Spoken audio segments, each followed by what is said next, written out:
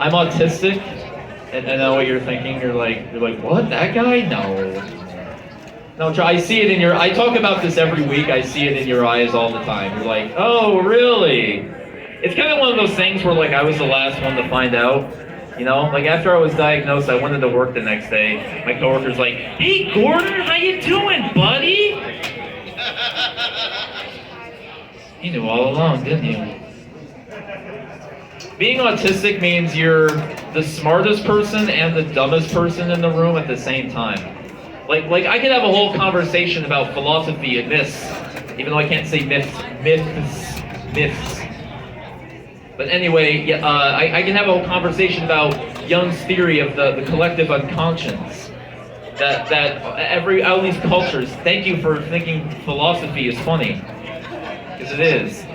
I can have a whole conversation with you about the collective unconscious and how early man they all had these thoughts, came up with agriculture and livestock, shelter and food and tools. The fact that, and even beyond that, they had gender, they came up with the same gender roles and family values. They came up with archery. You realize, like, they took a piece of wood and they tied string to it to launch an object. People on continents who never even met each other came up with that. You know, music. One day some guy was just banging on shit and he made a rhythm and people wanted to dance and do these sacred ritual dances. It comes into like Plato's theory of like the higher objects, that we're all trying to find these higher objects of a bowl or a knife or God. You know, all these tribes had their own religion and they were different, but they were similar at the same time. And maybe they all got in touch with the divine in some way.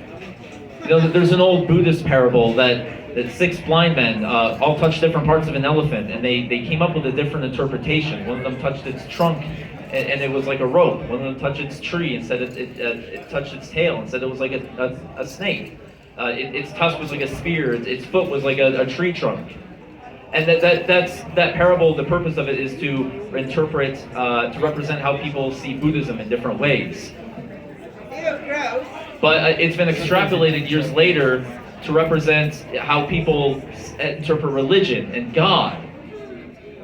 That maybe all these different cultures have touched different parts of God, and that is why there is a religion in all these different tribes. Maybe we personify things. God is maybe not so much of a he, more of an it. And it's still something we can connect to, in a way. I can tell you all this, and then I'll forget how to tie my shoe. I'm just struggling on the ground, and everything I said just goes in one ear, out the other.